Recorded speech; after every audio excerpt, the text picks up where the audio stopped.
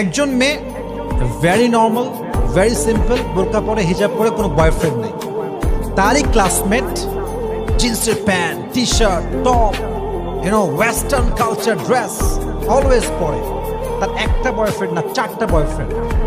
আরে দোস্ত, তোর বয়ফ্রেন্ড নাই, আমার তো 4টা রে, সবগুলো হ্যান্ডসাম, এই দেখ ছবি। এরকম মেয়ে আছে না যুবক ভাইরা?